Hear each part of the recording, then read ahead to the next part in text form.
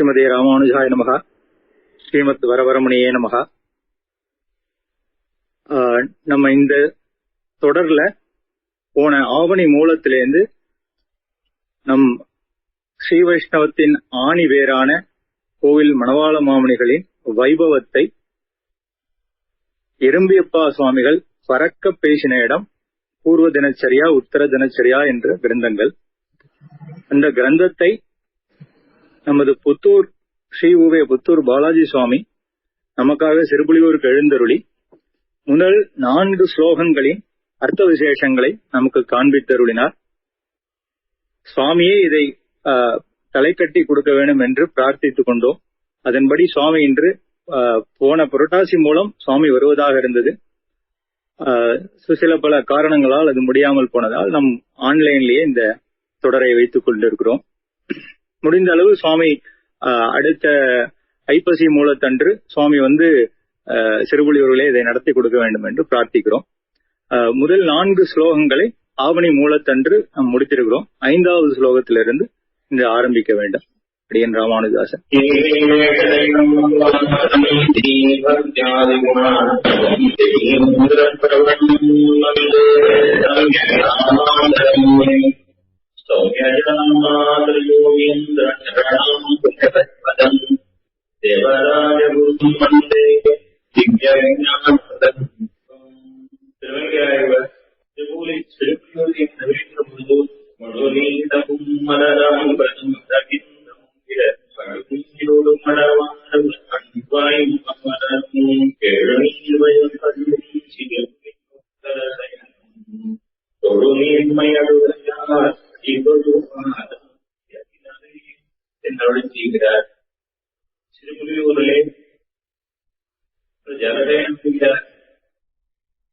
அந்த சத்தியில் இருக்கக்கூடிய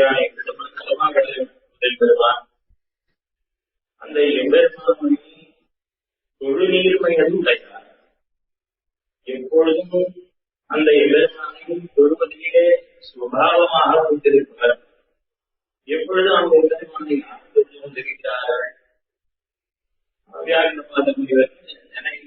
சொல்றது கிடக்கு. ஆனால மேலே பார்த்தோம்னா அழிப்புவார். எப்பொழுதும் அந்த எம்பெருமானை சேவிப்பவர்களை சேவித்திருப்பவர்கள், அந்த எம்பெருமானை எப்பொழுதும் சேவிப்பவர்கள் யாரும் கேட்டால் சன்னிவாசத்திலேயே எழுந்தருளிக்க முடியாத மணவாளமானவர்கள் தான். அந்த மணவாளமானவருடைய உள்வியமையார் அவருடைய அடியார்கள் அவரை அடிக்கொள்வார்கள், அடிக்கொள்வார். அப்படிப்பட்ட மணவாளர்களுடைய அடிக்கொள்வார். அவர்கள் ஏற்பாடு செய்திருக்கும்படியான உபன்யாச மாலை, இந்த உபன்யாச மாலை கொண்டாடக்கூடியான அந்த வரவழைப்பு சென்றார். குறிப்பாக உபதேசத்தை இதிலே கீழே ஒரு நாள் முதல் 4 ஸ்லோகங்களை அனுபவித்தோம். அந்த முதல் ஸ்லோகத்திலே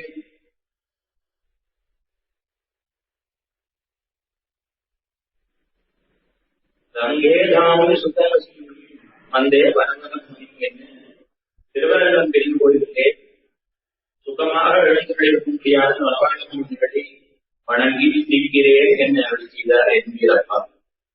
2வது ஸ்லோகத்திலே தாம் பெரிய கோயிலுடைய வரைக்கும் பலவராய படத்திலிருந்து சுவாமி பெரியொருமாள் சந்தர்ப்பத்திற்காக புறப்பட்டுவினார் என்று தெரிவித்தார்.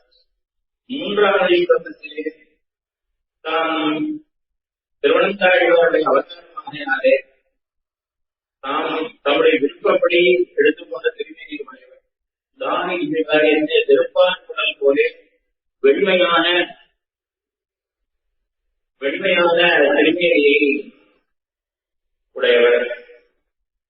பிரசன்னார்க்க பிரதீகாவின் குளிர்ந்த சூரியன் போலே காட்சி தரக்கூடியவர் என்னை 3வது ஸ்லோகத்தில் அனுபவித்தார். 4வது ஸ்லோகத்திலே தம்முடைய 2 பாரம்பரியத்திலும் தம்முடைய அன்புக்கினருக்கான 2 இச்சையுடைய கையை பற்றி கொண்டு மென்மையான கருவிகளை கொண்டு மெதுவே சந்தை நோக்கி புறப்பட்டவர்கள் சுவாமி நடந்தாகவே தெரிவித்தார். இதுவரையும் நாம் அதை படித்தோம். மேலும் ஸ்லோகங்களை அனுபவித்தோம்.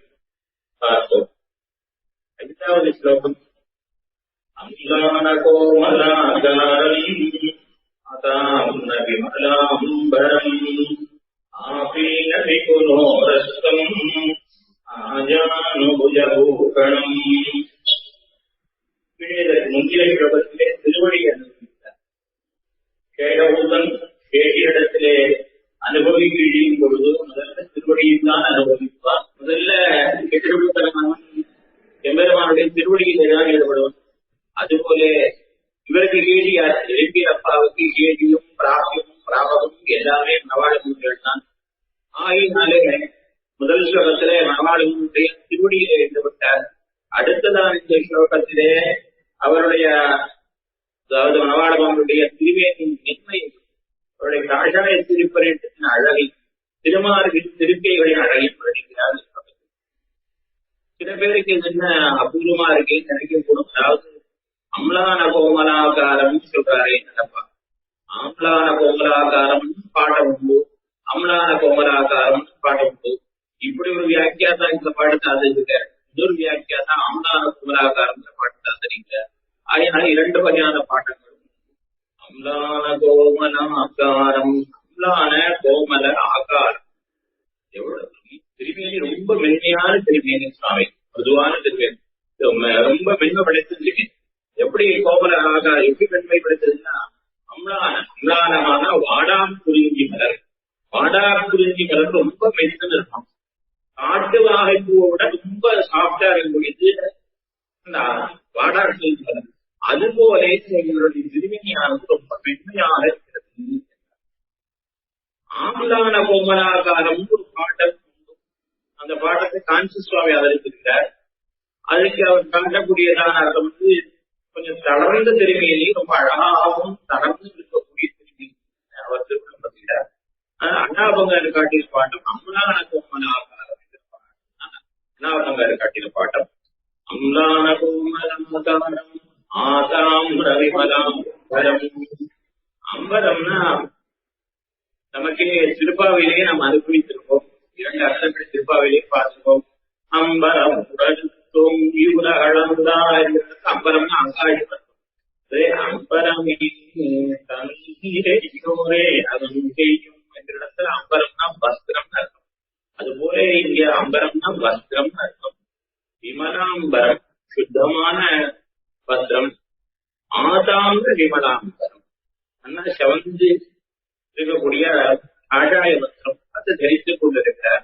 இவருடைய திருமேனி எப்படி இருக்கு? மூன்றாவது ஸ்லோகத்திலேயே பார்த்தும் இவருடைய திருமேனியானது சுதாரிக்கிறதாய் இந்த திருப்பார்களில் போல உண்மையான திருமேனி, வெளுத்த திருமேனி. இதுல இந்த கடாய திருப்பரேட்டை ஊற்றி இருக்கிறார். இது பார்க்கிறதுக்கு இந்த வண்ணச்சேரியாக ரொம்ப அழகாக தெரிகின்றது. திருப்பார்களிலே பவழங்கள் புரிந்திருக்குமா போலே சுவாமியுடைய திருமேனியில இந்த கடாய திருப்பரேட்டை வந்து அண்ணா தெரிகிறார்கள்.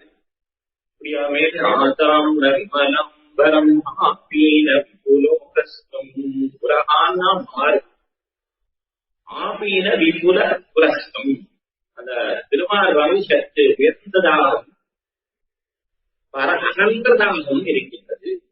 அகன்ற அதாவது திரும்பியாழ்வாருடைய வழிபடை அழிச்சிய வனமானவர்கள் அகன்றமாறும் திறந்தோளும் என்று அனுபவித்தார் அல்லவா? அதே ரீதியிலே நம் சுவாமி ரமணனுடைய திருமாவளவன் அகன்றதாக விபுல உரஸ்தம் என்று தெரிவிக்கிறார். ஆபீன விபுலோரஸ்தம் ஆஜானும் புஜபூஷணம். ஜானும்னா முழங்கால், ஆஜானும்னா முழங்கால் வரை பூஜம். இவருடைய திருக்கையானது முழங்கை மீது வரைகின்றது. அப்படி நீண்ட திருக்கை, இப்படி எம்பெருமான் சக்கரவர்த்தி திருமாவுடைய திருக்கை நீண்டிருக்குன்னு சொல்றோம். அதுபோல இவருடைய திருக்கையில் நிமிர்ந்திருக்கான். சக்கரவர்த்தி திருமனுடைய திருக்கை பற்றி தெரிவிக்கிற திருவடி, திருவடியா சிவைத்த சம்பிரதாயத்திலே சம்மானிக்கு திருவடி இருக்கு. அந்த திருவடியானவர் முதன்மையாக சக்கரவர்த்தி திருமனை செவிக்கிற பொழுது ஆயத்தாஷ்ட ஸ்மிருத்தாஷ்ட பரிகோபமாக சர்வபூஷணம் கிமர்த்தம் அபிகோபிதா. அந்த திருக்கை சக்கரவர்த்தி திருமுடைய திருக்கை எப்படி இருக்குன்னு சொன்னார். ஆயத்தாக நின்று சுகிருத்தாக நல்ல உண்டு இருக்கு. பரிரூபமாக பரிரூபமாக உலக்க போலே இருப்பு உலக்க போலே மதிப்புடையதாக இருக்கு அப்படின்னு சொல்லி கொண்டு வந்து சர்வபூஷண எல்லா விதமான ஆபரணங்களை விட்டு மறைக்கத்தகுந்ததாக ஆபரணங்கள்லாம் அங்கு தகுந்ததாக இருக்கு. இங்க வனவாளமானுடைய திருக்கையும் அதே போல ஜானவரையிலும் முழங்கால் திருக்கை சுவாமியும் தெரியாது. ஆனா இங்க என்ன வித்தியாசம்னா, அங்க அந்த திருக்கை சக்கரத்தினுடைய திருக்கையானது ஆபரணம் அணியத்தக்கதாக இருக்கு. இங்க இவர் தெரிவித்தார் எருமியப்பா இவருடைய திருக்கையே பூஷணம், இவருடைய திருக்கையே ஒரு ஆபரணம் ஆகாது புஜ பூஷணம். இவருடைய திருவேணிக்கு திருக்கையே பூஷணமாக இருக்கிறது. அத்தனை அழகமாக திருவேணி, இந்த திருவேணி உண்மையான திருவேணி வாடாக புரிஞ்சவன போலே இவர் அணிந்து கொண்டிருப்பது காடாயத்திருந்த எட்டம். மேல தெரிவித்தார் திருமாவளவன் அகன்றிருக்கின்றது, சற்றே உயர்ந்திருக்கின்றது. முழங்கலால் வரை நீண்ட ஆபரணம் போன்ற திருக்கையை உடையப்படுகிறது. இந்த ஸ்லோகத்தில் அனுபவிக்கிறார். 5வது ஸ்லோகத்தில் மேலே 6வது ஸ்லோகம்.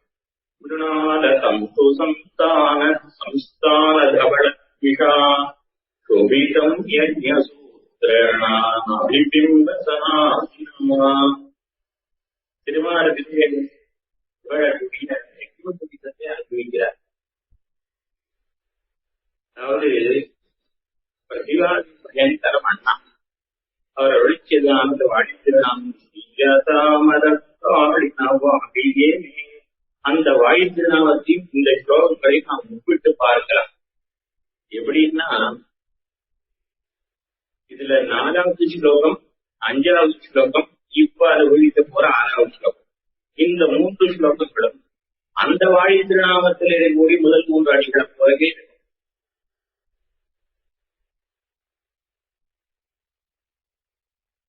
ஏன் அதாவது அங்க முதல் அடியில பார்த்தோம்னா செய்யாதாமரத்தாழினவாடியே இவ்விடத்திலே முதல்ல 4வது பார்த்தோம்னா அங்கிரி மிருதுலவு என்ன அங்கிரியும் திருவடி அனுபவித்தார்.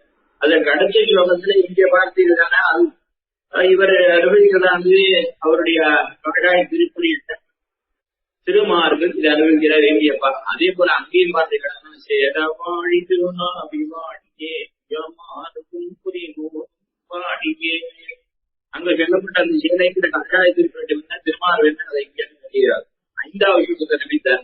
இப்ப 6வது ஸ்லோகத்துல சுவாமியுடைய திருநாபியையும் புரிநூலையும் தெரிவிக்கிறார். அந்த வாழ்க்கையிலும் சரி, இந்த 3 ஸ்லோகங்களும் சரி, இந்த ஸ்லோகங்களும் தொடர்ந்து வரக்கூடிய இந்த ஸ்லோகங்களும் ஒரே சாயையில் இருக்கு, ஒரே மாதிரி அமைந்திருப்பது. ஆனால் பாருங்க போனால் அந்த வாழ்க்கை நமக்கு முன்னாடியே ஏற்பட்டது தினசரி. அதனால புரியறதுக்காக நமக்கு தமிழ் பாட்டுன்னா மனசுல இருக்கும், எல்லாருக்கும் தெரிஞ்ச வாழ்க்கையிலாம் ஆகினால அதை சொன்னேன். மேலே பார்க்கும் இந்த இது எப்படி இருக்கிறதுனா இதனுடைய விதத்தை தெரிவிக்கிறார். சோபிதம் இந்த யஜ்ஞோபிதம் பூராலே விளங்கக்கூடிய திருமார்பை உடையவர். இந்த பூணூல் எப்படி இருக்குன்னா நாபி வரையிலும் அணிந்து கொண்டிருக்கிறார். அந்த பூமி எப்படி இருக்குன்னா இந்த மிருணால தந்து சந்தான சம்ஸ்தான கவளத்துஷா. மிருணாலன்னா தாமரையினுடைய தண்டு. அந்த தண்டில் இருக்கக்கூடியதான தாமரை தண்டில் இருக்கக்கூடியதான அந்த தந்துனா நூல். தாவரத்துல உடிச்சீர்களே ஆனால் அதுல அப்படி உங்களுக்கு தெரியறதான்னு தெரியல. அந்த தாமரத்தண்டுடைய மிருணாலம் தாமரத்தண்டு, தந்துனா அந்த தண்டில் இருக்கக்கூடிய நூல். அந்த சந்தானம்னா அந்த நூலினுடைய தொடர்ச்சி அப்படியே இழுத்தா அப்படியே நடக்குது. அந்த மிருணால தந்து சந்தானம் தாமரத்தண்டினுடைய இருக்கக்கூடிய நூல்களினுடைய தொடர்ச்சி போலே சம்ஸ்தானம்னு அமைப்பு. எதனுடைய அமைப்பு? இந்த பூநூலானது எவ்வளவு வெளுப்பா இருக்கு, வெள்ள விளையாட்டு இருக்குங்கிறதுக்கு வெண்மைக்கு சொல்றார். தாமரத்தண்டிலே இருக்கக்கூடிய நூல்கள், தாமரத்தண்டில் இருக்கக்கூடிய நூல்கள் இதனுடைய தொடர்ச்சி தான் சந்தானம். சம்ஸ்தானம்னா அதை போன்ற அமைப்பு. எதிர்காலம் அந்த எங்கேயோ இருந்திருக்காங்க. அதை போல தவளத்தீட்டுன்னா வெண்மையை வெண்மையாகவும் காந்தியோடு கூடியதாகவும் இருக்கிறது. அந்த அதாவது ஒரு பிராமணனுக்கு இந்த பூணூலானது வெளுப்பார்களும் பல பிரமாணங்கள் இருக்கு. அதற்கு சேர சுவாமி அணிந்து கொண்டிருந்தார் என்பதை காட்டுகிறார்.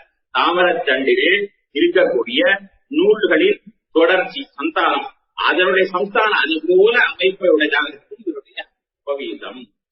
அப்படிப்பட்ட அந்த உபவீதமாக இருவன் என்றால் திருநாபிகரை அணிந்து கொண்டிருக்கிறார். ஏன்னா ஒன்னொன்றுக்கும் பல பிரமாணங்கள் அண்ணாமலை சுவாமி தர்மசாஸ்திரங்களில் சொல்லப்பட்டிருக்கிற சாத்திக சுத்திகள்கிட்ட சொல்லப்பட்டிருக்கிற பற்பல பிரமாணங்களை எடுத்து உதாகரித்து அதன்படியே தான் சுவாமி அனுஷ்டானங்களை கொண்டிருந்தார் என்று நிரூபிக்கிறார். ஒரு இடத்தில் நிரூபிக்கிறார். இதுல பார்த்தோமே ஆனால் தாரியம் யஜ்ஞோபவீதம் ஸ்யாத் சிதம் நவகுணான்விதம். எப்படி குணம் அறிந்து கொள்ள வேண்டுமென்றால் நவகுணான்விதம் புத்தம் புதிதாக நூற்கப்பட்ட நூல்களை கொண்டிருக்க வேண்டும். புத்தம் அந்த புத்தம் புதிதா நூற்கப்பட்டிருக்கணும். சிதம் வெளவெளன்னு இருக்கணும், வெளுப்பார்கள் என்று தெரிவிக்கிறார். என்று இதெல்லாம் சுருதி வச்சனம். இந்த சுருதி வச்சனத்திற்கு சேரவே நவாளம் அவர்கள் பூணூல் வைக்கப்பட்டிருந்தார் தெரிவிக்கிறார். மேதாதின்னு ஒரு ரிஷி தர்மசாஸ்திரங்களை பண்ணினவர். அவன் தெரிவிக்கிறார். யதீனாம் த்ரீணி சுக்லானி பவன் ஏதானி நித்யஷா யஜ்ஞோபவீதம் தந்தாஸ்ய ததா ஜந்து நிவாரணம். எதிகளுக்கு சன்னியாசிகளுக்கு 3 இது வெளுப்பாக இருக்கணும். அவளுக்கு இருக்கக்கூடியதான 3 பொருள்கள் வெளுப்பாக இருக்கணும். முதல்ல என்ன சொல்றாங்கன்னா யஜ்ஞோபவீதம், முதல்ல பூணூல் நல்ல வெளுப்பாக இருக்கணும். அதான் முன்புரி நூல், அது வெண்புரியாக இருக்கணும். வெண்புரி நூல் மாறுவன்னு பார்க்க யாரையும் சொல்றார். ஆனா அது புரிஞ்சுக்கிறதுக்காக சொன்னேன். வெண்புரி நூல். அடுத்தது அவர்கள் எப்படி சொன்னா வெண்பல் தமத்தவர், அவருடைய பற்று வெண்மை வெண்பல் தமத்தவர்களாக அவர்கள் இருக்க வேண்டும். ஏனென்றால் ஜீர சுவாமிகள் தாம்பூல கர்மணம் கிரஸ்தர்கள் மட்டும்தான் ஏற்பட்டது. அவ வெத்தலை பாக்கெல்லாம் ஸ்வீகரிக்க கூடாது. அதனால அவருடைய பற்களை எப்பொழுதும் வெளுப்பாக இருக்கணும். அடுத்தது அவள் ஜலபவித்திரம். இந்த 3ம் ஜீர சுவாமிகளுக்கு எப்பொழுதும் வெளுப்பாக இருக்கணும்னு மேதாதிங்கிறவர் தெரிவித்திருக்கார். அந்த ரீதியிலே சுவாமிகளுடைய மனவாளர்களுடைய இந்த பூணூலானது வெளுப்பாக இருந்தது என்று ரவியப்பா காட்டியிருக்கிறார். ஏகமீகள் எதேசூத்திரம் சாஜினம் பிரம்மச்சாரியா. எதிகளுக்கு ஒரே பூணூல், அதே மாதிரி பிரம்மச்சாரிகளுக்கும் மாநிலோடு கூடியும் ஒரே பூணூல். யாராரு எப்படி பூணூல் அணிந்து கொள்ள வேண்டும் அதுக்கு பல பிரமாணங்களை விடத்துல வியாக்கியான சதாச்சார தீபிகையிலே நான் அவங்க சுவாமி காட்டியிருக்கிறார். ஏகமேவ யதீனாம் சாஸ்திரஸ்ய நிச்சயா என்று பிருகுனுடைய பிருகுவனுடைய வசனம். சன்னியாசிகள் ஒரே பூணூல் தான் அணிந்து கொள்ள வேண்டும் என்று பிருகு சாதிச்சிருக்கார். அதெல்லாம் எடுத்து காட்டி அந்த ரீதியிலே மாமனிகள் அணிந்து கொண்டிருந்தார் பூணூலை காட்டுறார். ஆக மேல சோபிதம் நாபிமட்டம் வரையிலும் தூங்குகின்றதான அந்த பூணூல். அதற்கு என்ன காரணம் அப்படின்னா அதையும் காட்டுகிறார்கள் பெரியவர்கள். நாபேரூர்த்வம் அநாயுஷ்யம் அதஸ்தாத்து தபக்ஷயா தஸ்மான் நாபிசம் குர்யான் வவீதம் பிஜானதா. அறிவாளியானவன் பூணூலை எப்படி தெரிஞ்சுக்கணும்னா தன்னுடைய நாபி முந்தி வரையிலும் தான் இருக்கணும். அதற்கு மேலே இருந்தால் நாபேர் ஊர்த்வம், நாபிக்கு மேல இருந்ததே ஆனால் அநாயுஷ்யம், அவனுக்கு ஆயுஷ்டு குறையும். நாபிக்கு கீழே பூணூல் தொங்கிக் கொண்டிருந்ததே ஆனால் அதஸ்தான் தபக்ஷயமான், அவருடைய தபசு அழிந்து போய்விடும். அதனாலே தஸ்மாது நாபிசமும் புரியார், நாபி அளவாகத்தான் இந்த பூணூலை அணிந்து கொள்ள வேண்டும் சாஸ்திரம் தெரிவித்து. அந்த ரீதியில மனவாளவங்கள் நாபிபிம்ப சனாபினா என்று நாபிவட்டத்திலும் இருக்க முடியாத பூணூலை அணிந்து கொண்டிருந்தார் என்று இந்த 6வது ஸ்லோகத்திலே காட்டி கொடுக்கின்றார் திரும்பியில் அப்பா. அடுத்தது 7வது ஸ்லோகம். அம்போஜ பீஜமாலாபிர் அபிஜாதபுஜாந்தரம் உத்வகுன்றைருபஷ்லிஷ்டம் சிதஸ்தான லக்ஷணீ. இந்த ஸ்லோகத்திலே மணவாளவர்கள் சாத்தி கொண்டிருக்கும்படியான தாமர வழிமாலைகள் அவருடைய திருவன்காப்புகளை வருணிக்கிறார். அம்போஜ பீஜம் மாலாதி. அம்போஜம்னா தாமரை, அம்போஜ பீஜம் தாமரமணி, அம்போஜ வீர மாலா தாமரமணி மாலை மாலாபிகி என்று பல்வேறு சாதிக்கிறார். அம்போஜ வீர மாலாபிகி அபிஜாத புஜாந்தரம். புஜம்னா திருக்கைகள், புஜாந்தரம் திருக்கைகளும் திருமாறும். அது எப்படி இருக்கா? அபிஜாதம் சுந்தரமா இருக்கான், அழகாக இருக்கான். ஊர்வபுன்றை உபஸ்விட்டம் உச்சிதஸ்தான லட்சணம். ஊர்வபுன்றை திருவங்காப்புகள் உச்சிதஸ்தான லட்சணம். உச்சிதமான ஸ்தானம், பொருத்தமான இடங்களிலே, அதாவது பொருத்தமான 12 இடங்களிலே லட்சணையில் சாஸ்திரங்களிலே சொல்லப்பட்ட லட்சணங்களோடு கூட ஊர்துவன்றை திருவன்காப்புகளோடும் உபஸ்லிட்டம் பொருந்த பெற்றவராக சுவாமி எழுந்துள்ளார். இதுல 2வது ஸ்லோகம் தொடங்கி 13வது ஸ்லோகம் வரையிலும் தொடர்நிலை செய்யும். தொடர்ந்து பின்னாடிதான் வினைச்சொல் வருது. அதனால நம்ம அதுவரையிலும் சேர்த்துதான் அனுபவிக்க வேண்டும். இதிலே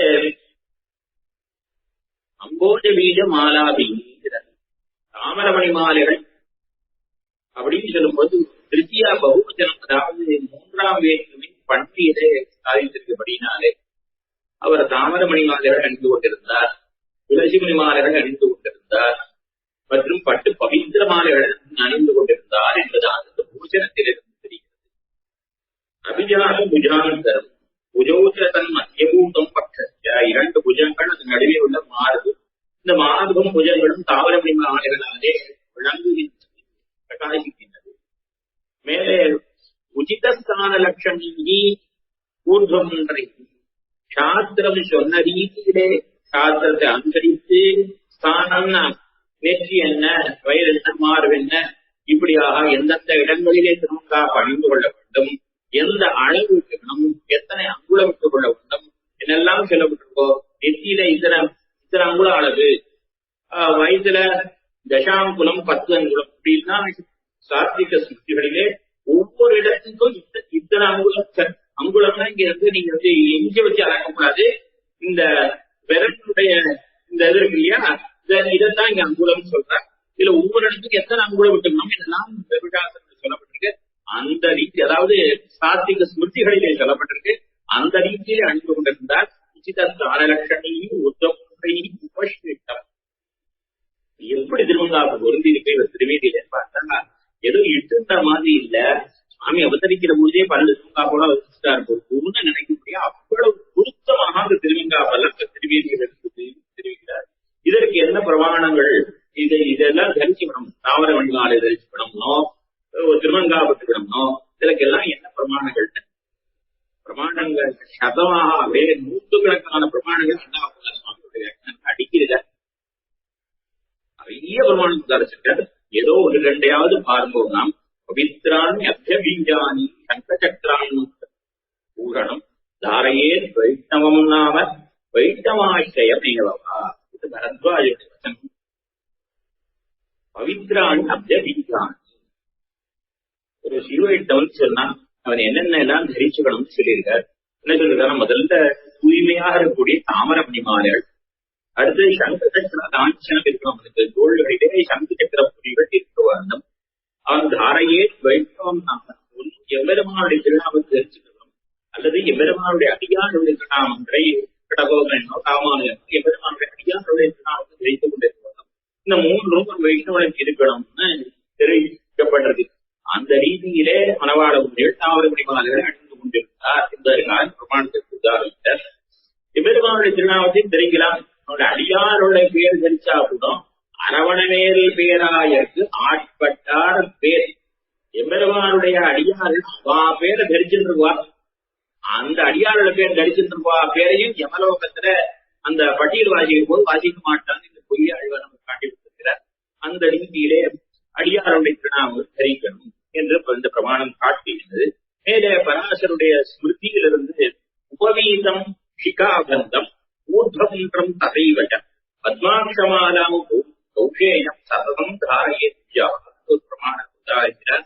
உபவீதம் சிகாபந்தம், சிகை முடிந்திருக்கணும். ஊர்துவம் திருவன்காப்பு, பத்மாட்சமாலாம் தாவரமணி மாலைகள், கௌஷேயம் பட்டு சததம் இவற்றை எப்பொழுதும் அன்னவன் தாரையே தரிக்க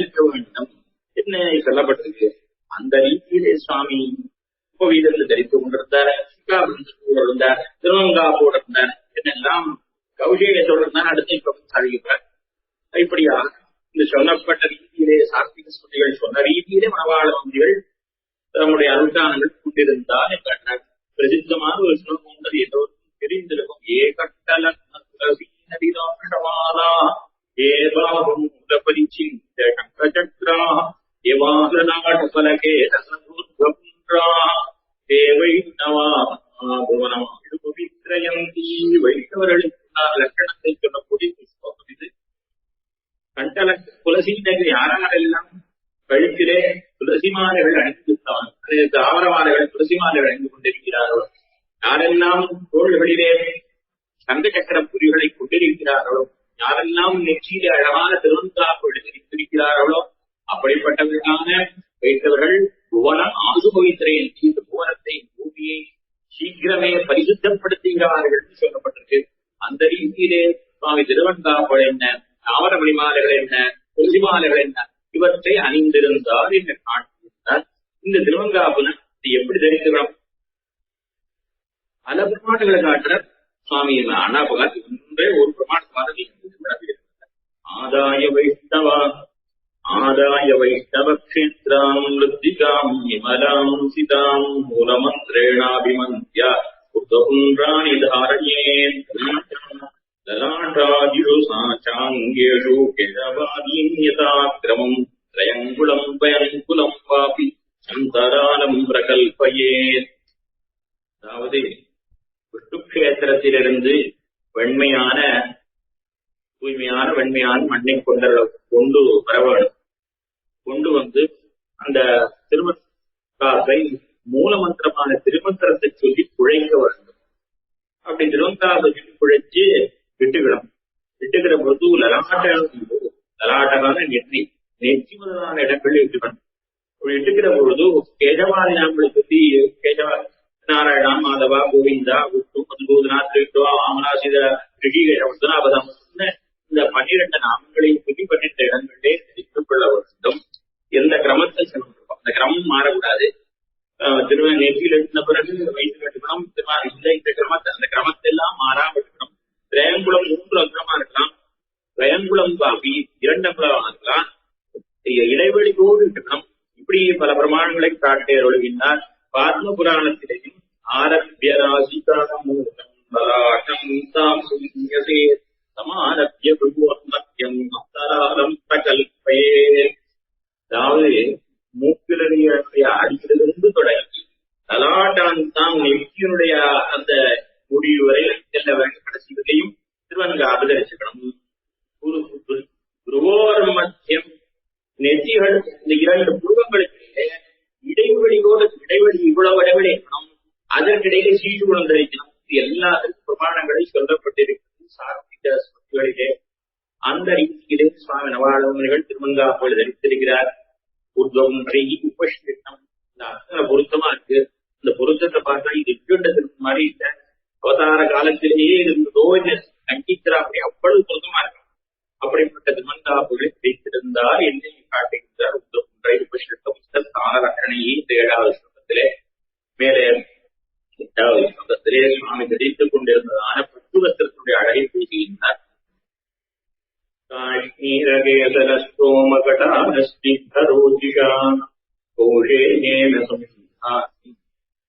மூலாவலம்பினாம். கௌஷேயம்னா பட்டு, கௌஷேயன் சமிந்தாரம், பட்டுவஸ்திரத்தினால பிரகாசிக்கிறவர். அந்த பட்டுவஸ்திரம் எப்படி இருக்கு அறிஞ்சிருந்தார். அந்த மூலாவலம்பினா தோள்களிலே அணிந்து கொண்டிருந்தார். உத்தரியமான காஷ்மீர கேசரஸ்தோம. காஷ்மீர கேசரம் சொன்னா குங்குமப்பூ. அந்த குங்குமப்பூ காஷ்மீர கேசர ஸ்தோம அப்படிங்கிற ஸ்தோமம்னா அதனுடைய குவியல். இந்த குங்குமப்பூவிலே குவியல். அந்த குங்குமப்பூவினுடைய குவியலை பூர எதிர்க்கு அந்த நிறத்தில் இருக்கிறது இவருடைய காட்டாய். கடாரம்ங்கிறது சிவப்பா இருக்கு, செந்நிறமாக தோற்றுகிறது. ஸ்னிக்த ரோசிஷா நல்ல அடர்ந்த ஒளியோடு கூடியதாக, பாலபல்யத்தோடு கூடியதாக பளபளப்பா இருக்கு இந்த பட்டுவஸ்திரமானது.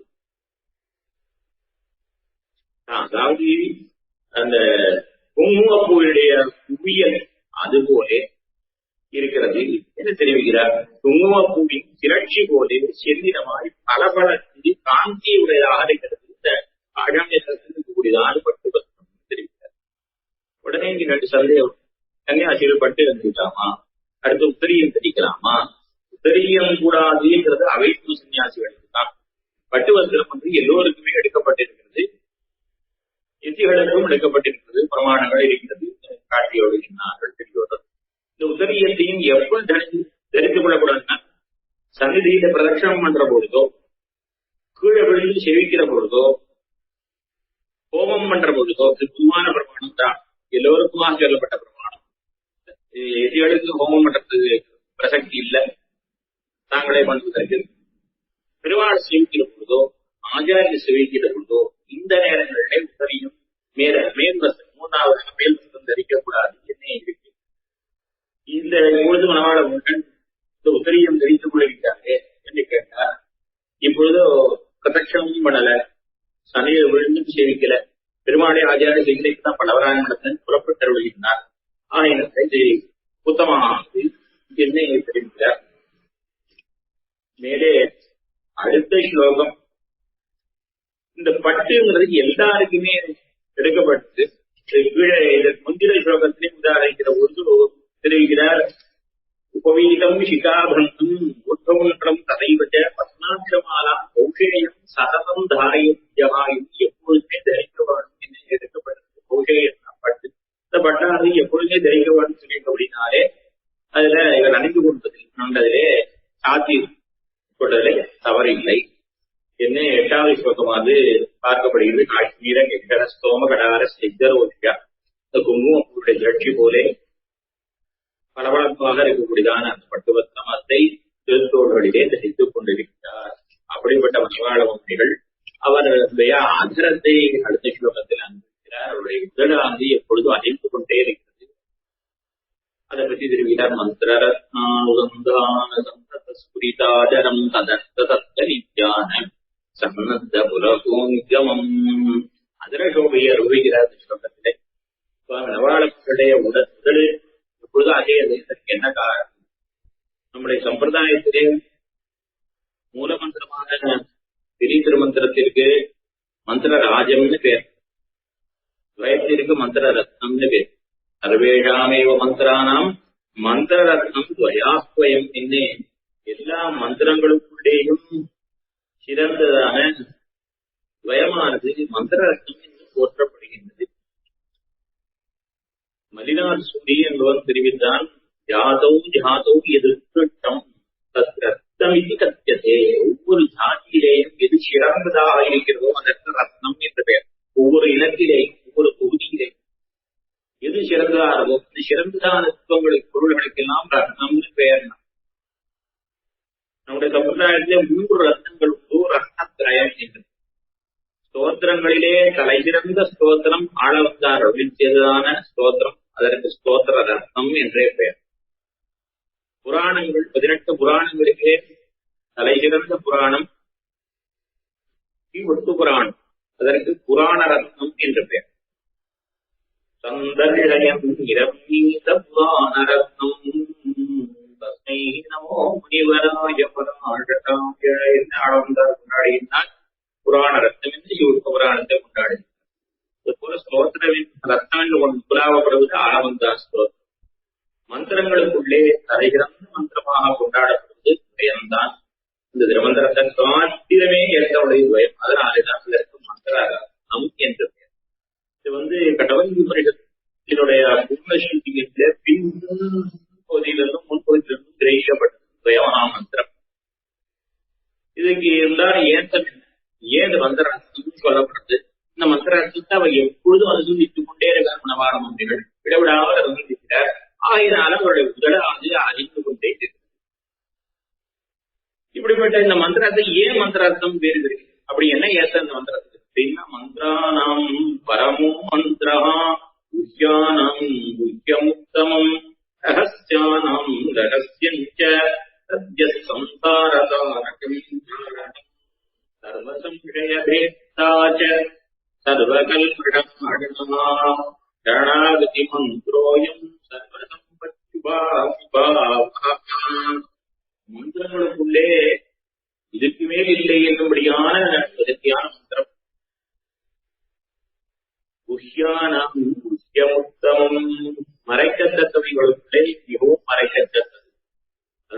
ரகசியத்திலே அழகான பெருமாள் நாயனார் இருக்கிறார். உருவாஜாதியர்கள் 2 ரகசியத்திலும் அர்த்தத்தை மறைத்துக் கொண்டு சப்தத்தை வெளியிடுவார்கள். இதில் அதாவது திருமந்திரத்திலும் கர்மஸ்லோகத்திலும் அர்த்தத்தை மறைச்சிருந்து சப்தத்தை வெளிப்படுத்துவார். ஆனால் இந்த துவயத்தில் இதில் அர்த்தத்தை போலவே சப்தத்தையும் மறைப்பார்கள். ஆரம்பத்தில் இருக்கிறார். அவ்வளவு முக்கியமாக மறைக்கத்ததாக கொண்டிருந்தார்கள் பூர்வாச்சாரியர்கள் தெரிகிறார். குஹ்யானம் குஹ்யம் உத்தமம் ரகசியானம் ரகசியங்களுக்குள்ளே மேலான ரகசியம் சத்யா சம்சார காரணம் சீக்கிரமாக சம்சாரத்தில் இன்னும் நம்மை தாண்டிவிக்க வல்லது மகாமந்திரம். சர்வ சம்சை கேட்டாக எல்லா விதமான சந்தேகங்களையும் போக்கடிப்பது, சர்வ கல்கடநாடகா எல்லா பாபங்களையும் போக்க வல்லது, சர்வ சம்பத் சுபாவக எல்லா விதமான செல்வங்களையும் நல்க வல்லது, அதே மாதிரி சுபாவகா நமக்கு நன்மைகளையும் பயக்க வல்லது துவயமகாமந்திரம். சரணாகதி மந்திரம் என்று சரணாகதி மந்திரமா துவயமந்திரம் என்று கொண்டாடப்படுகிறது. துவயமந்திரம் என்று இந்த மந்திரத்துடைய பெருமையை பராசரத்தில் ஆதரித்துக் கொள்வதாக காணப்படுகிறது. இந்த துவயமந்திரம் தான் இந்த மந்திரம் கொண்டாடப்படுது. அவ்வளவு ஏற்றம் சகல பூர்வாச்சாரியர்களால் கொண்டாடப்பட்டது துவயமகாமந்திரம். அளந்தார் தெரிவிப்பலாம் வறியவனுக்கு புதையல் கிடைத்தார் போலே நமக்கு எல்லாம் பயம். தேவனுக்கு பிரபந்தனுக்கு அது புதையல் போல பெரிய நம்பி தெரிவிப்பலாம். பதிவிரதைக்கு மங்கள சூத்திரம் போலே துவயம். திருமாலையாண்டான் தெரிவிப்பலாம் வகியால் ஆடியவனுக்கு அமர்தபானம் போலே துவயம். திருக்கோட்டை நம்பி தெரிவிப்பலாம் கைக்குழந்தைக்கு தாய்மூட போலே துவயம். திருமாலான் தெரிவிப்பலாம் ஆஜகுலத்துக்கு முடியும் மாறையும் போலே நமக்கெல்லாம் துவயோச்சாரணம். ராஜகுலத்திலே ராஜாவா இருக்கலாம்னு அவருக்கு என்ன இருக்கணும்? இந்த தலையில கிரீட்டம் கழுத்துல மாற இருக்கணும்.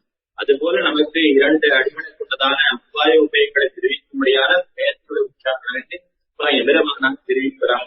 எவ்வாறு தெரிவிக்கிறான்? விலங்கிடப்பட்டவன் சிறையில சிறப்பட்டிருக்கான். அவனு கையில விலங்கு விட்டிருக்கிறார்கள். அந்த விலங்கை விட்டி விட்டு தலையில கீழத்தை வைத்தால் எப்படியோ அது போலே நமக்கு பெயர்ந்து தெரிவிக்கிறான். விடவரங்கா விட்டால் தெரிவிக்கிறான். அந்த சிந்தாமணி கிடைத்தான் போலே நமக்கு பயம். அந்த குருளன் கண் பார்வை தெரியாது.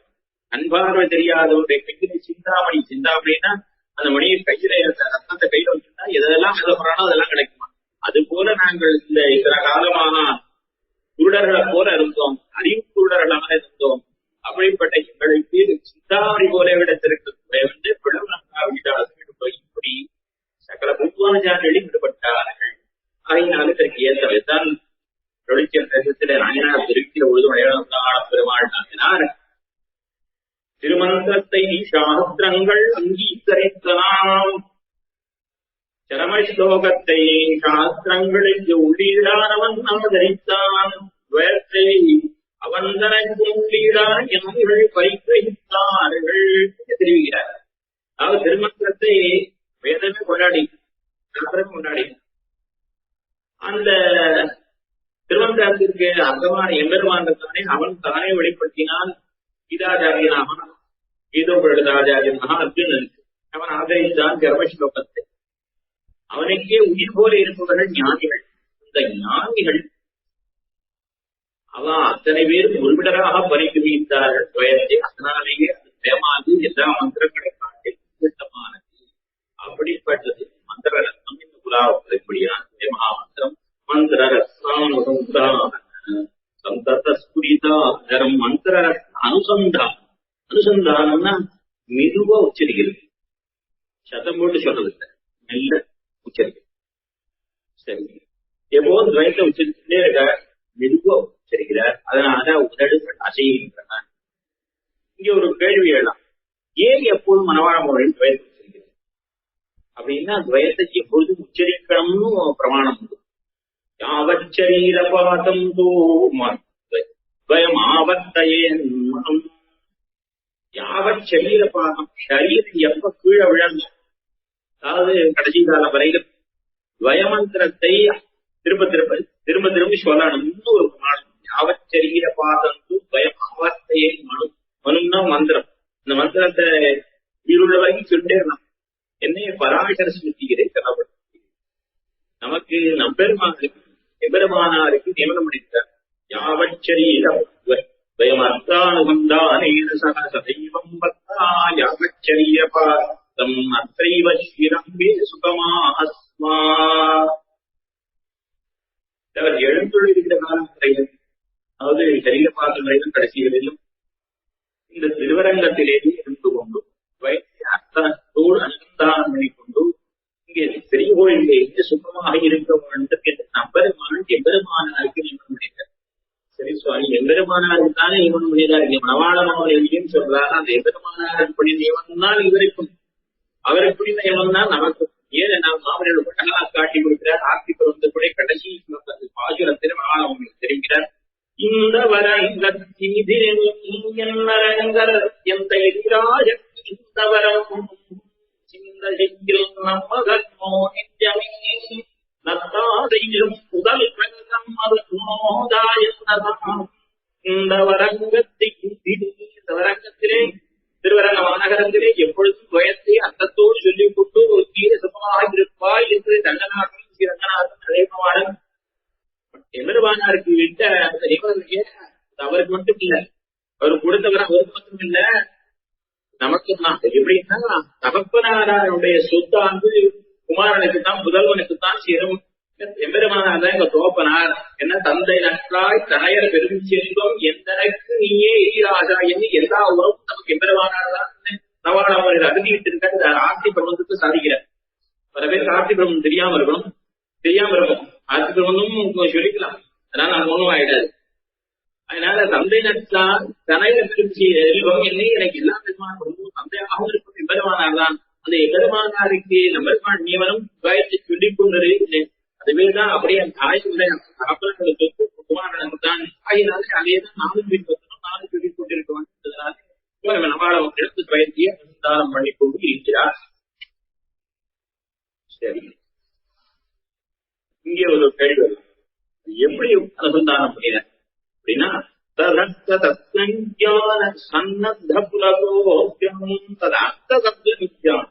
அதனுடைய அர்த்தத்தை மனசுல நினைத்துக் கொண்டே அனுசந்தானம் பண்ணினார்.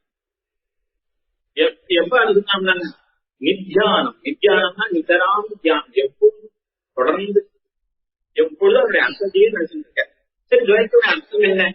துவயத்துடைய அர்த்தம் என்னன்னா புருஷகார பூர்த்தியான விதாந்தியோடும் எப்பொழுதும் கூடியுள்ள, எப்போதும் சேர்ந்திருக்கக்கூடிய மாத்சல்யம் முதலான குணங்களோடு கூடிய நாராயணனுடைய, சிவன் நாராயணனுடைய திருவடிகள் இரண்டையும் உபாயமாக பற்றுகிறேன். இந்த எம்பெருமானும் விராட்டியுமான சேர்க்கையிலே எப்பொழுதும் கைங்கரியம் பண்ணக்கடவேனாக வருவதுதான் துவயத்துடைய சாரமான அர்த்தம். அந்த அர்த்தத்தை மனதில் நினைத்துக் கொண்டே இவர் துவயத்தானுசந்தானம் என்றிருக்க. இங்கே ஒரு கேள்வி எழுறதுக்கு வாய்ப்பு உண்டு. சகதேவை சாஸ்திரார்த்தா, இந்த சரணாகதி என்பது இருக்கிறது, அத ஒரு தடவை தான் பண்ணணும். ஒரு தடவை தான் இந்த சரணாகதிக்கு ஒரே ஒரு தடவை தான் பண்ணணும், திருப்பி பண்ணக்கூடாது. துவயத்தோட அர்த்தத்தை திரும்பி சொல்லிக் கொண்டிருந்தா எப்பொழுது எம்பெருமான் திருவடியில் உபாயமாகப்பட்டிருக்கிறேன், எம்பெருமானுடைய திருவடி தாவலை விராட்டியோட கூடிய எம்பெருமானுடைய திருவடியை உபாயமாகப்பட்டிருக்கிறேன்னு சொன்னா திரும்பி உபாயமாக பண்றார் அப்படின்னு என்ன ஆயிடும்? சாஸ்திர விருத்தமாக ஆகி விடுவீங்கன்னு ஒரு கேள்வி. அப்படி ஆகாது. சமாதானம் எப்படி சமாதானம்? அது உபாய புத்தியோடு பண்ணினாங்க. அதாவது புத்திங்கிறது ரொம்ப முக்கியம். புத்தி தியாகம் என்று சம்பிரதாயத்தை தெரிவிப்பார். சிலதை விட்டுவிட்டோம்னா அது அப்படியே விட்டுவிட்டோமா, புத்தியை விட்டுவிட்டோமா? இப்ப சந்தியாவந்தனம் பண்ணணும், அதுல உபாய புத்தியை தான் உள்ளது. அதாவது உபாயங்கள்ல நம்ம எதை விடுறோம்னா சிலது விடணும்னு சொல்லப்பட்டிருக்கும். புத்தி தியாகமா சுரூப தியாகமானு கேள்வி வரும். இங்க இந்த இடத்துல சுவாமி இது அனுசந்தானம் பண்ணுகிறார் என்றால் உபாய புத்தி இல்லாமல் கைங்கரிய புத்தியோடு அனுசந்தானம் பண்றார், சுவானுபவமாக அனுசந்தானம் பண்றார். மேலே காலக்ஷேபார்த்தமா நேரத்தை நல்ல விதமா போகணும், வியர்த்தமாக போகக்கூடாது. அதாவது துவயத்தை சொல்லணும்னு பிரமாணம், எப்பொழுதும் சொல்லணும்னு பிரமாணம் இருக்கு, நம்பரமான நியமனமும் இருக்கு. இப்படிதான் நம்முடைய பூர்வாச்சாரியர்கள் இருந்தார்கள். நம்மளுடைய தெரிவிக்கிற பொழுது ராஜகுமாரனுக்கு கற்பூர நிகரம் போல பிரபஞ்சனுக்கு துவயத்தை விட வரணும். நம்ம ராஜகுமாரன் நான்கு வரணும்னா அப்பப்போ பச்சை கற்பூரம் கொஞ்சம் வாயில சேர்த்துக்கணும், அதுக்கு வரலாம். நான்கு வரண்டு போகாம இருக்கும். அது போல பிரபஞ்சர்களுக்கு துவயத்தை சொல்லாமல் நான்கு வரண்டு வாயில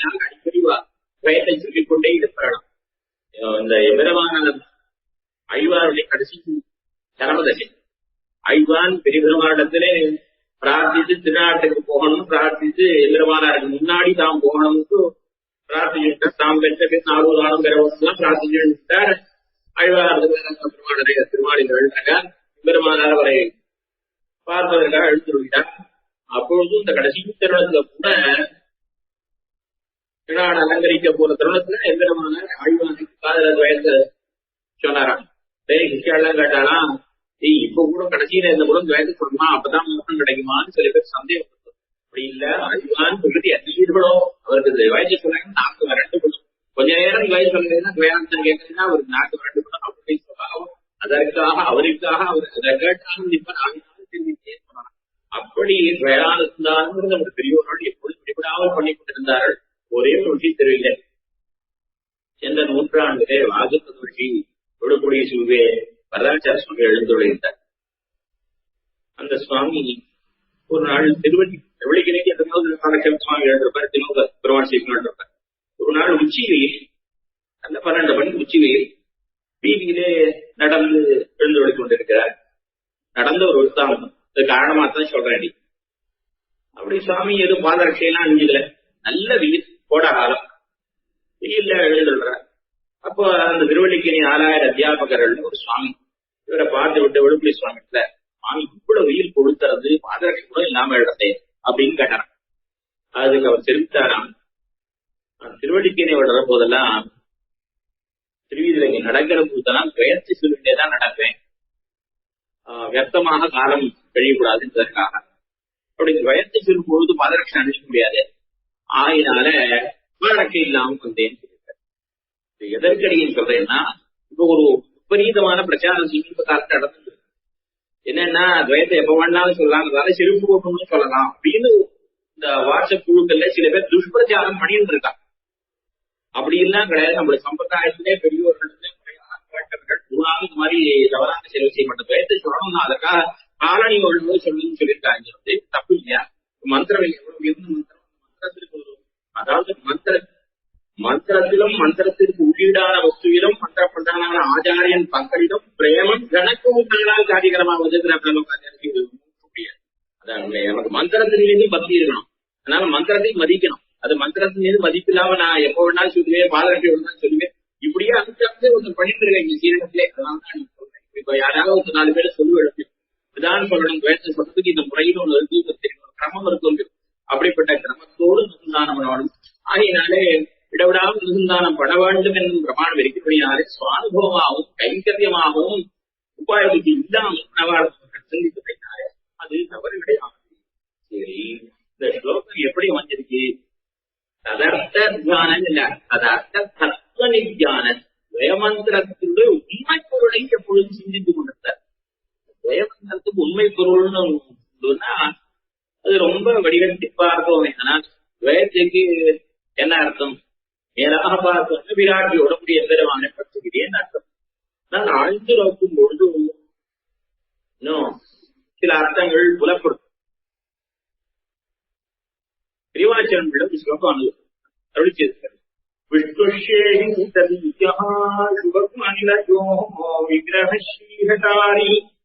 சீமான் ராமானுஜாரிகமலயுதம் பாதிரம் தஸ்மின் ராமானுஜாத்யே குரு நித்ய பதம் பான்யத்ர தஸ்மாத் சேஷம் ஸ்ரீமத்குருகுணாம் குலமிதம் தீரம் தஸ்ய நாசஸ்ய ஏகா விஷ்ணு முகேஹி. இது ஒரே ஸ்லோகம், ஏக ஸ்லோகி. இந்த ஸ்லோகத்திற்கு நாயகராஜாங்க வியாக்கியானம் ஏற்பட்டிருக்கு. அது தமிழ் மொழியிலே, அது இதுக்கு முன்னாடி தெலுங்குல ஒரு தடவை பதிப்பு ஆயிடுச்சு. தமிழ்ல அடியவர்கள் மாத்திரம்தான் பதிப்பிச்சோம். அதுக்கு முன்னாடி யாரும் பதிப்பிச்சது இல்லை. ஞாபகம் வரதுனால சொல்றேன்.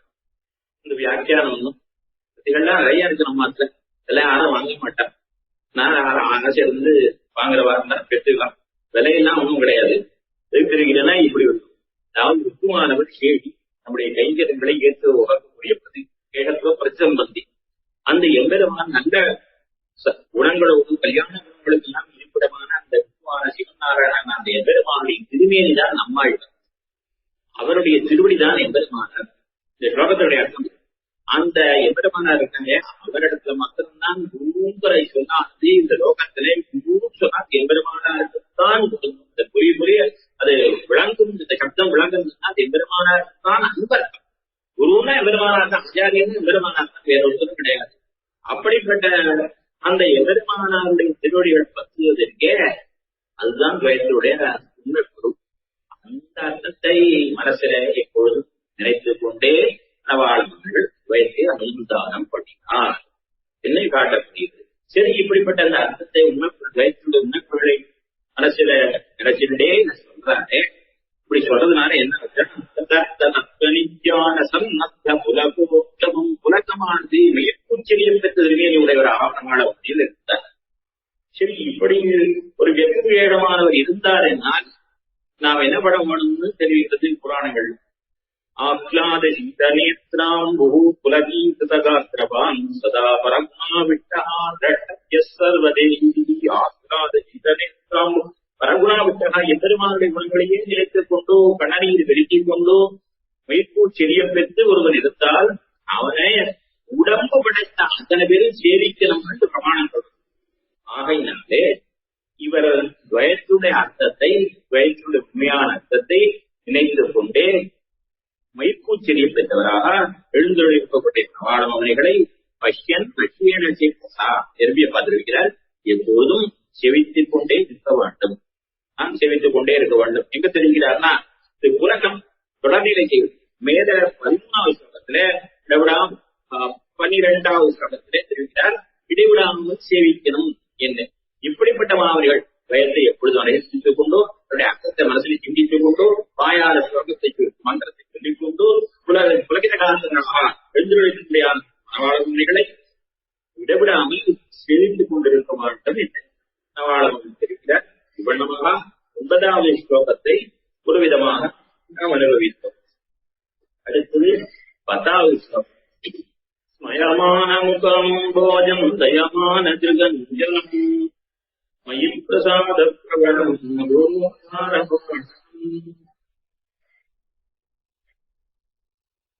இந்த ஸ்லோகத்திலே மணவாளமாவுடைய மந்தகாசத்தையும் கடைக்கண் பார்வையையும் அவர் அருள் செய்த அமுதவண்ண மென்மொழிகளையும் பற்றி தெரிவிக்கின்றார் திரும்பியப்பா. மயமான முகாம்போஜம், அம்போஜம்னா தாமரை, முகாம்போஜம்னா முகத்தாமரை, ரூபகாலங்க முகத்தாமரை. ஸ்வயமான புன்சிரிப்போடு கூடிய திருப்பத்தாமரை. மயமான முகாம்போஜம், தயமான திகஞ்சலம், அதாவது தயை கருணையை வெளிப்படுத்தக்கூடிய கடற்கண் பார்வை. தயான பரதுக்கித்துவம், பிரத்தியான ஒரு கட்டம்னா அதை பார்த்து நம்ம சந்தோஷப்படக்கூடாது, துக்கப்படணும். அதுக்குதான் தைரியம் பேர். அப்படிப்பட்ட குணம் நவாளர்களுக்கு நிறைந்தது. கருணை புழிந்தது கமல கண்கள், கருணை புங்கிய கண்ணீரை. ஆழ்வார் திருநெல்ல எழுந்துள்ள பொழுதோ அவர் எழுந்துள்ளிருந்தால்தான் அந்த மட்டத்திலே ஓலை கூரை வேந்த மட்டத்திலே தீ வைத்து விட்டார்கள் சிலர். அவர்களை பிடித்து ராஜா தண்டிக்க புகுந்த காலத்திலே அவர்களையும் கூட விடுவிக்கும்படியாக அப்படின்னா அப்படி கருணை விளைந்தவர். அப்படிப்பட்ட அந்த கருணையை கூற்றொலி தரும்படியான கடைக்கண் பார்வை உடையவர். தயமான திருகஞ்சலம், தயை காட்டும்படியான கடைக்கண் முகத்தை உடையவர். மயமான முகாம்போதம், தயமான திருகஞ்சலம், மயி பிரசாத பிரகடம். மை, நான் எவ்வளவு தாழ்ந்து போன முறை ஒத்திருந்தேன், சுவாமியுடைய பிரசாதத்தை கூட ஸ்வீகரித்துக் கொள்ள மாட்டேன் என்று சொல்லிட்டு போயிட்டேன். அப்படிப்பட்ட என்னிடத்திலே கூட என்னையும் அனுகிரகிக்க வேணும் என்று அவருக்கு திருவுள்ளம். மையும் பிரசாத வேண்டாமல் போனேன், ஒதுங்கி போனேன். இவருடைய சம்பந்தம், இவருடைய பிரசாதத்தை போனவும் செய்த சேடம் கருவரை புனிதவும் நான் அறிவார். அதை அறிந்து கொண்டாமல் போனேன் நான்.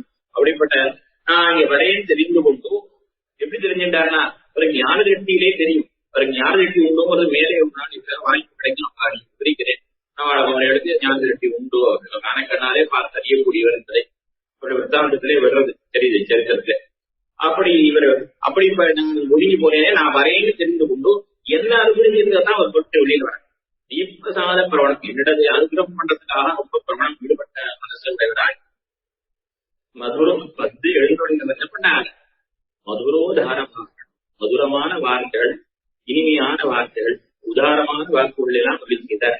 அவதவன்ன மென்மொழிகளை எல்லாம் அருளி செய்தார் என்று தெரிவிக்கிறார் திரும்பியப்பா இந்த ஸ்லோகத்திலே. ஒருத்தருக்கு என்னென்ன குணங்கள் இருக்கணும்னு சொல்ல முடியாத விட்டாந்த வச்சனங்கள்லாம் எடுத்து அதெல்லாம் சுவாமிக்கு இருந்ததே இருந்து வியாக்கியாதா காட்டி வருகிறார். சந்தோஷமும் தயையும் எல்லாருக்கும் இருக்க வேண்டிய பண்புகள். இவருக்கு சந்தோஷம் எதிர் தெரிஞ்சுட்டு மனவாளவர்களுடைய சந்தோஷமானது அவருடைய புன்னகையினாலே மயமான முகாம்போது புன்னகையும் திகழும்படியான முகத்தாமரை தெரிந்துதான் அடக்க நோக்குகளாலே கருணை வெளிப்பட்டதான். பொதுத்தனை எப்படி இருக்கணும்னு சொல்லும் பொழுது திருவகாத்திரத்தை சத்திய சௌக்கிய தயாதை க்ஷமாசந்தோஷ யுக்ததா என்று சத்தியம், சுத்தி, தயை, பொறுமை, மன உறுதி, சந்தோஷம், இந்த தர்மங்கள்லாம் எந்த பண்புகள் எல்லோருக்கும் இருக்கணும்னு சொல்லிட்டு பரத்வாஜ பரிசேஷ்டத்தை சொல்லப்பட்டது. இந்த பண்புகள் எல்லாம் சுவாமி அவாளம் எடுத்து இருக்கு இந்த ஸ்லோகத்தினாலே வெளிப்படுகிறது. எந்தெந்த குணங்கள் ஒவ்வொருத்தருக்கும் இருக்கணும்னு மகர்ஷிகள் சொல்லி இருக்கிறார்களோ அந்தந்த குணங்கள்லாம் மனவாளமாவது இடத்தில் பூர்த்தியாக இருந்தனவாம். அதுதான் இவ்விடத்திலே காட்டப்படுகிறது. இந்த ஸ்லோகத்திலே மேலிருக்கிற மயிப்பிரசாத பிரவணம் மதுபோதான பாட்டம் இல்லை. அடியேன் எத்தனை மூக்கனாக இருந்தாலும் சுவாமியிடம் ஈடுபடாமல் புறப்பட்டு போனேன். முகத்தை திருப்பி கொண்டு மாணவிக்கு கொண்டு மூக்கனாக இருந்தேன். அப்படிப்பட்ட அடியேனையும் கூட அல்புதே ஆதரவும் தோற்ற என்னை தெரிவிக்கிற மயிப்பிரசாத பிரவணம் மதுபோதான பாட்டம். இப்படி வார்த்தை சொல்லணும்னா அர்த்தயுக்தம் சத்தியஞ்ச சாமியம் பிரியகரம் மது சுத்தம் இதம் யுக்தஞ்ச காலயோக்கியம் அதேவா ஒரு புதிந்ததாக அர்த்தமுத்தியோட வார்த்தை சொல்லணும். வளவளான்னு சொல்லிட்டே போகக்கூடாது. மிதமாக சொல்லணும். காலத்திற்கு சொந்தார் போல சொல்லணும். உண்மையா சொல்லணும். இனிமையா சொல்லணும். இப்படியாக வார்த்தை சொல்லணும்னு பிரமாணங்கள் இருக்கு. அந்த ரீதியிலே சுவாமி வார்த்தைகள் செய்தார்.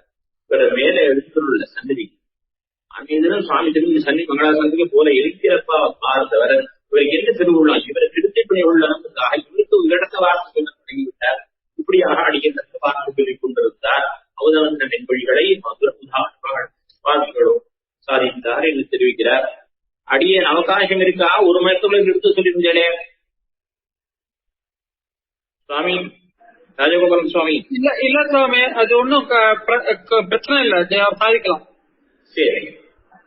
மேலே ஆத்மலாபாத்பரம் கிஞ்சிதன்யன்னாஸ்தி நிச்சயாத் நீதத்இவப்ராப்தம் அகிஞ்சனம் ஆத்மலாபாத்பரம் கிஞ்சிதன்யன்னாஸ்தி. பெருமானுக்கு ஒரு ஜீவாத்மாவை திருத்தி பணிகொள்வதற்கே திருத்தி ஆட்கொள்வது அதற்காட்டிலும் வேறான புருஷார்த்தம் கிடையாது என்கிற புத்தியினாலே மனவாள மந்திரிகள் தகுதியில்லாத அடியனையும் திருத்துவதற்காக எழுந்தொழுமா போலே எழுந்தொழுகிறார் இந்த ஸ்லோகத்தில் தெரிவிக்கிறார். ஆத்மலாபாத்பரன் அந்நாஸ்தி. பெருமான் சேதனலாபம் ஈஸ்வரனுக்கு பேரு நம்முடைய சம்பிரதாயத்திலே சொல்லி பூர்வாச்சாரியர்கள் காட்டி கொண்டுள்ளார்கள். சிவஜரகோடு முதலான கிரந்தங்களிலே எம்பெருமானுக்கு ஸ்ரீ கௌஸ்துபம் திருமார்கள் இருக்கக்கூடிய ஸ்ரீ கௌஸ்துபமணியை போலே ஒவ்வொரு ஜீவாத்மாவும் பூமாமணி பூம் என்று தெரிவித்தார் இந்த ஆழ்வார். அந்த கௌஸ்துபம் கொண்டவர்கள் சேதனர்கள். அந்த சேதனர்களை திருப்திப் பணி கொண்டுதான் அதுலதான் பெருமாளுக்கு மிகுந்த நோக்கு இருக்கும். பெரியவருமாள் திருவரங்கத்திலே எதற்காக சேர்த்து கொண்டிருக்கிறார் இந்த பராசரப்பட்டரை கேட்டால் தெரிவிப்பார். இந்த சம்சாரம் விளங்கெடுத்தாலது பேரு என்ன விடக்கிறார். ஏன் இங்க சேர்த்துட்டானா இந்த ரோகத்திற்பா எல்லாரும் சம்சாரம் அத்தனை பேர் திருந்தணும். அத்தனை பேரும் திருந்தவங்க அது எத்தனை இதையும் திருந்துவாடோ அது வந்து இருப்பாருங்க அப்படின்னு தெரிவிக்கிறான். அப்படியா இவர்கள் திருத்துவதற்குதான் நோக்காக இருக்கும் எம்பெருமான்.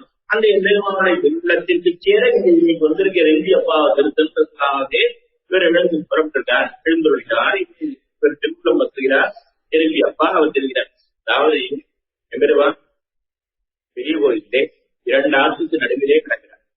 திருப்பாராயண திருத்தர் கோரமாக சீதனம் குளறியே எம்பெருமானை இன்னைக்கு அடைஞ்சிருக்கேன். அதாவது பெரிய தபஸ், கோரமான தபஸ், தபஸ், பெரிய தபஸ் எல்லாம் ஏதாவது பண்ணிருந்தான் அப்படின்னா ஒண்ணுமே கிடையாது. நான் எந்த தவத்தையும் செய்யறேன் பெருமானை அடைய வேண்டும். ஆனால் பார்க்க போனால் அந்த எம்பெருமான் தான் என்னை அடைந்தால் தபஸை அனுப்பித்திருக்கார். அதாவது தவம் செய்பவர்களுக்கே தவம் செய்வார். வனமத்தியில தவம் செய்வா, கிரி மத்தியத்துல தவம் செய்வா, ஜல மத்தியத்துல தவம் செய்வா, அக்னி மத்தியத்துல தவம் செய்வா. இங்க பார்த்தோம் இந்த பெரிய கோயிலே பெரிய பெருமாள் 2 ஆற்றுக்கு நடுவில் சௌகரிய பார்க்கிறோம். சௌகரிய ஜலமத்தியில இருந்து தபசப்படினார். இது போல 2 ஆற்றுக்கு நடுவிலே வளர்த்திருக்காவே சென்றிருக்காங்க. இதற்கிடையிலே பெரிய பெருமாள் சேனத்தை விட்டிருக்கிறார். ஒரு சேதன் கிடைப்பனா சேனித்து விட்டுவதற்காக அவருக்கு தபம் மற்ற தபச படுத்திக்கிறா போல கிடைக்கிறார். அது போல கிரி மத்தியத்துல தபசு இப்ப மலை உச்சியில தவம் பண்ற மாதிரி வேகமான உச்சியை கொண்டு சேத்தனன் கிடைப்பதெல்லாம் எதிர்பார்த்து கொண்டிருக்கிறான்.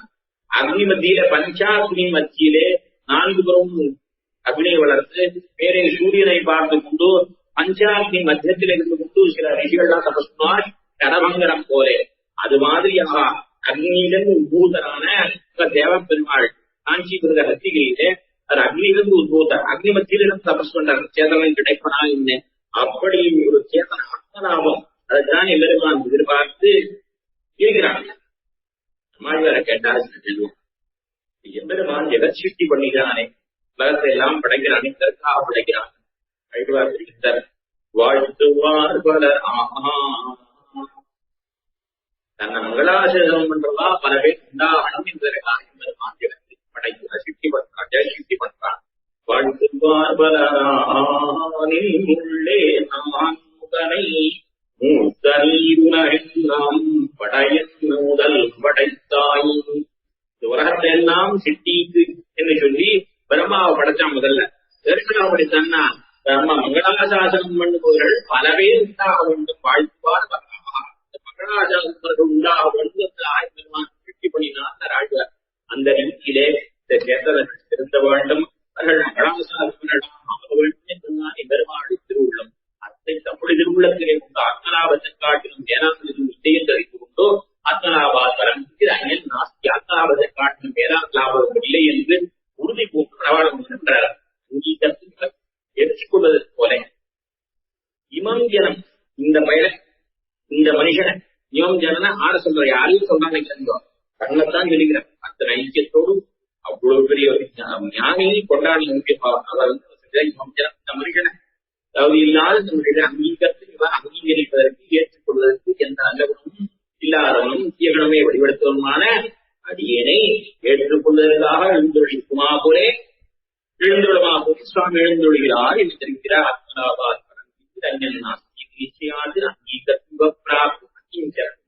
அடியை ஏற்றுக்கொள்வதற்காக எழுந்துள்ளமா போலே எழுந்துள்ளார். மேல தெரிவிக்கிறார், பவந்தமிழம் பஷ்யன் சேதசா முனேः வரவர சுவாமின் புஷ்பாமேவ கீர்த்தயன். இந்த 12 13 சேர்த்து அனுபவிக்கிறோம். புஷ்பாமே பவந்தமேவ நிரந்தரம் பஷ்யன் மஹ்யேன சேதசா முனே வரவர சுவாமின் புஷ்பாமேவ கீர்த்தயன் ததன்ய விடயஸ்பர்ஷ விமுகைரகிலேந்திரியைः பவேயம் பவதுக்கானாம் சத்யானாமனாஸ்பதம்.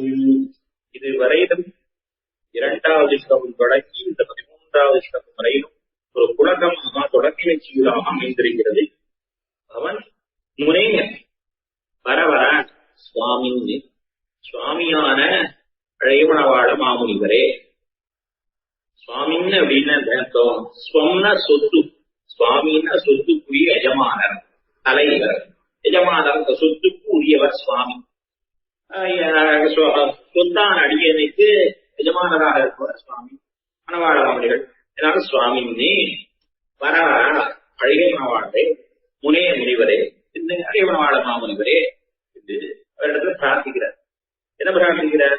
பவந்தமேவ நீரந்தரம் பஷ்யன். பவந்தம் தேவரீரையே பஷ்யன் பார்த்து கொண்டே எப்ப நீரந்தரம் பஷ்யன் எப்பொழுது தேவரையே செஞ்சன் தேவரையே எப்பொழுது செஞ்சே. அது மாத்திரமல்ல சுவாமியேவ கீர்த்தை தேவரீரையே துதித்துக் கொண்டிருக்க வேண்டும், பாடிக்கொண்டிருக்க வேண்டும். முகு கீர்த்தை சுவாமியோ முகு திருப்பி திரும்பியும் தேவரீரையே ஸ்தோத்திரம் பண்ணணும், தேவரீரையே சிவச்சிருக்கணும். அது எறும்பியப்பா ஆட்டம் பரவசப்பட்ட பிராந்தியர் ஆட்டம் பாடலாம் இப்படித்தான் இருந்தா. விடுதிரம்பி எப்படி பெருமானார் இருந்தாரோ அது போலதான் இவர்கள் நம்பி பெருமானார் பெருமாள் பண்ணிட்டு போனா வடகு நம்பி 80 சேவிச்சிருப்பான். அது போலவே தினச்சரியிலே வருது. ஒவ்வொரு சன்னதியாக நான் எழுந்துருவேன். வித்தியாசான கம்பளம் 14வது ஸ்லோகத்தை தான் தினச்சரி ஆரம்பம். இந்த ஸ்லோகம் வரையும் 36 தான். இந்த 13 ஸ்லோகம் வரையும் 300 தான். அதுக்கப்புறம் தான் கிரந்தம் தொடங்குது. அங்க பின்னாடி பார்க்கிற பொழுது மகான ஒரு சந்தியா போகிற இருந்து நாலு மட்டும் சேவிச்சு வைப்பார். அப்படியாக அனுபவம் இருக்கு. அந்த ரீதியிலே இடவிடாமல் தேவரீரே நீ செய்யணும், தேவரீரையே ஸ்தோத்திரம். அப்புறமே என்ன தெரிவிக்கிறார், வசியன சேத்தம், வசப்பட்ட மனசு வசப்பட முடியும். மனம் வசப்பட்டு தேவரீரையே அடிய என்ன பண்ணா ஸ்தோத்திரம் பண்ணிட்டு இருக்கணும். வதந்தி வழியை மூக்கை அடியோட இந்திரியங்களா இருக்கேன், மெய் வாய் கண் மூக்குச்சி இதெல்லாம் இந்த புலன்கள்லாம் இருக்கே, அதெல்லாம் மற்ற விஷயங்கள் ஈடுபடவே கூடாது. தேவரீரிடத்திலேயே தான் ஈடுபட்டு.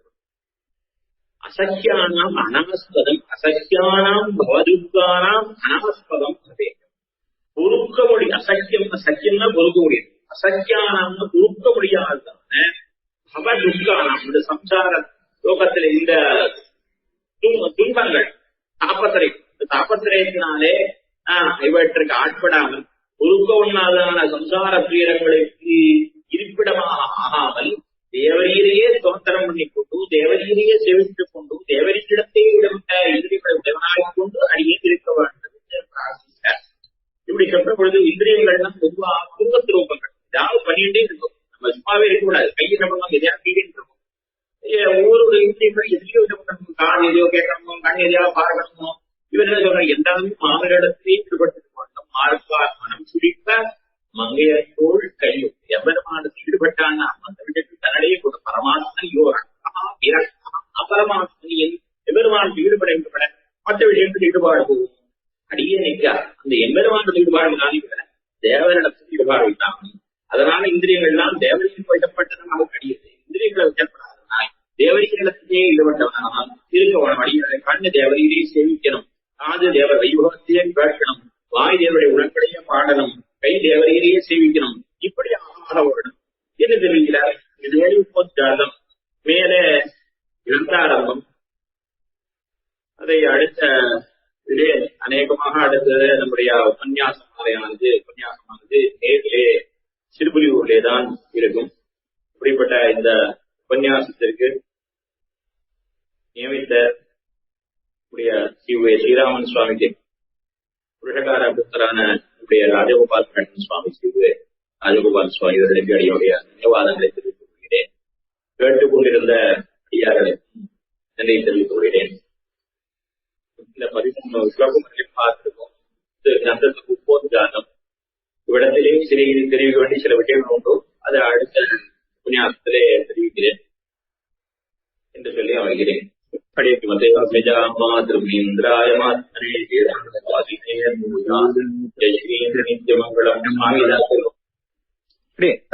அடுத்த ஐப்பசி மூலம் தேவர் சாய்ச்சா மாதிரி 10 நாள்ல ஏதோ ஒரு நாள் தேவரீர் வந்து அங்க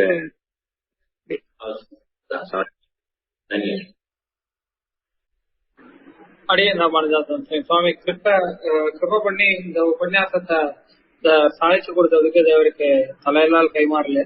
அடியே சொல்லணும். இந்த மரவாண மாமனுடைய அனுபவங்கிறது அலம்பிய லாபம். பெரா பேரு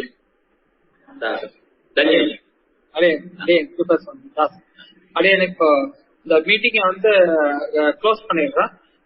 எல்லாரும் நியமிக்கணும்னு பிரார்த்திச்சுக்கிறேன். அடியே ராமானுஜன்